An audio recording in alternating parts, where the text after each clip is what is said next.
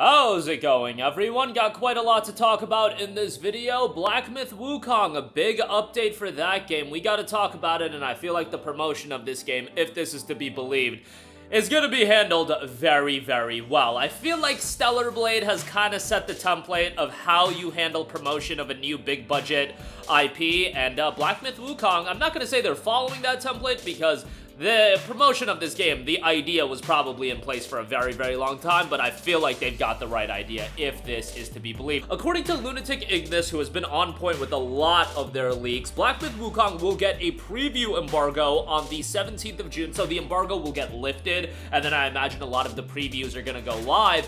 And then he also states a public demo for the game could happen in July or even earlier.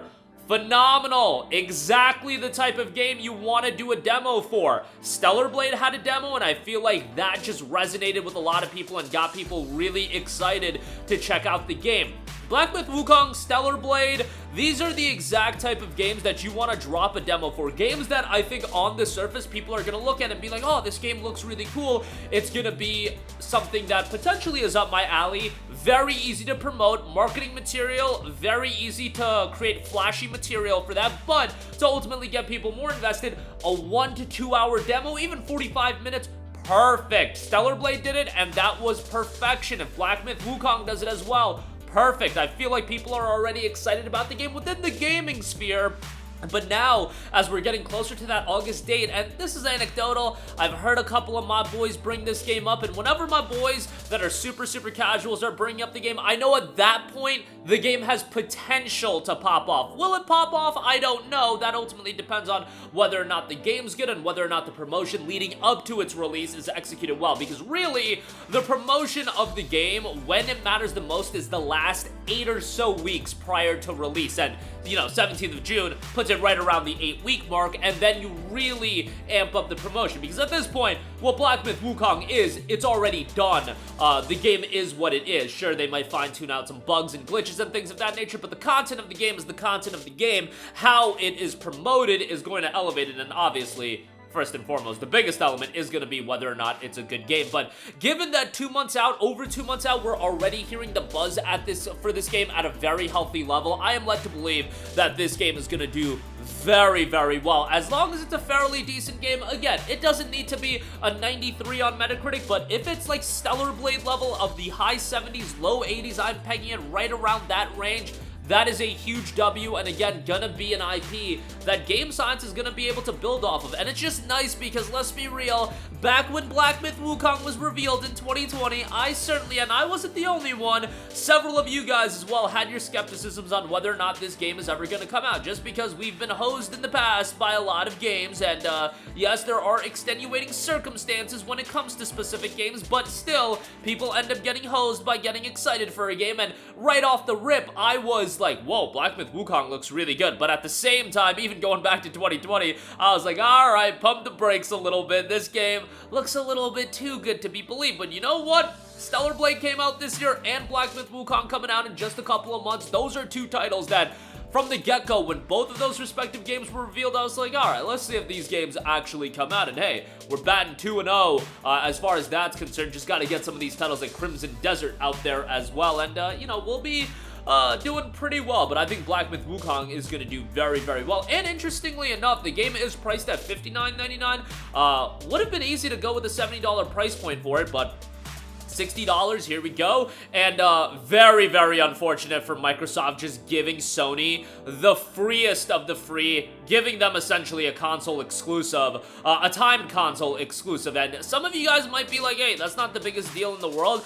It is. When you look at Sony's lineup of games for the holiday and for the fall, sure, Astrobot looks great, and we'll talk about that, but it's these family-oriented games. Now, for whatever reason, whatever the reason is that Black Myth Wukong got delayed, it's one of the more anticipated games for the rest of the year, and really going into 2024, it was a hotly anticipated title, and it's a console exclusive, which I deem consoles and PC, for the most part, a separate audience, so I don't think it really matters. But the fact that it's on PlayStation and not off Xbox, and we all know a game's popularity, a game's momentum, that peaks within the first week or two of release. Some games can sustain interest, like a Helldivers 2, and peak at a later time, but really for a Black Myth Wukong, it's gonna be that first week of release. If it's getting it 2, 3, 6 months down the line, well, at that point, the peak has passed and you're asking people to pay a premium price for a game that has already peaked and for a game that is yesterday's news. That's how the gaming world works, you guys. Games can certainly do well on a delayed release. Don't get me wrong, the PlayStation games on PC have done fairly well, but not to the level as they would have done if they were day one titles. That's the same thing with Black Myth Wukong. And Xbox at this point,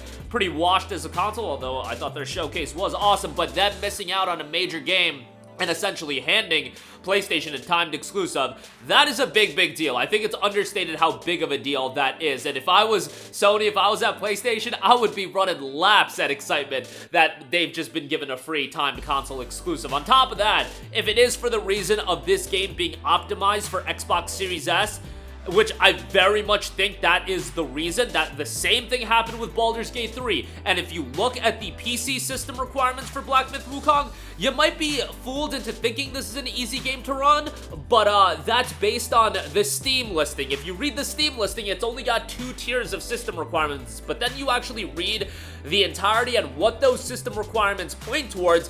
This is a very difficult game to run, and it really does feel like the footage that they've been showing has been on a very high-end PC, because there are 6 tiers of system requirements, you guys.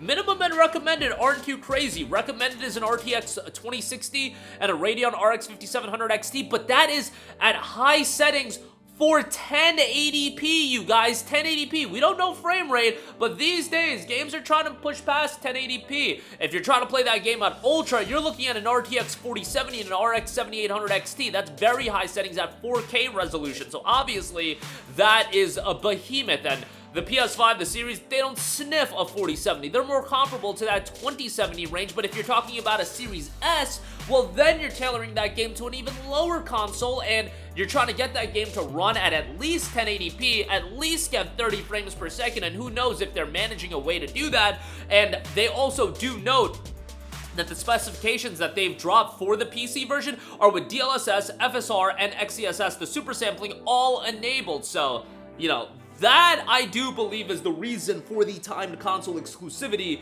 on PlayStation 5. I do believe they're having trouble with getting this game running on the Xbox Series S. And really, if you look at the Series S last year, Baldur's Gate 3 being a timed exclusive, not that big of a deal, because Baldur's Gate 3 was very much a PC-centric title. Black Myth Wukong, on the other hand, especially in a period where Sony's got a very quiet holiday in terms of big-budget single-player games, yo, giving them a free console timed exclusive, that's kind of a big deal, and I feel like that's being understated. And yeah, Microsoft gave Sony kind of a free W as far as this is concerned, as far as if the reason is from the standpoint of the Xbox Series S limiting this game and not being able to run on it. But who knows? But we should get a lot more information on this game come June the 17th. A demo hopefully will be dropping, which I just think is so smart and will be a great way to amp up excitement for the game. A lot of exciting stuff ahead. One of my most anticipated games for the rest of the year. But we got titles like this, we got Astrobot, we got Warhammer Space Marine 2. There's a lot of great stuff on the horizon, so I'm very much excited for the latter portion of the year. That's gonna do it for me. Sound off with all of your thoughts in the comments section down below. Thank you for watching, and goodbye.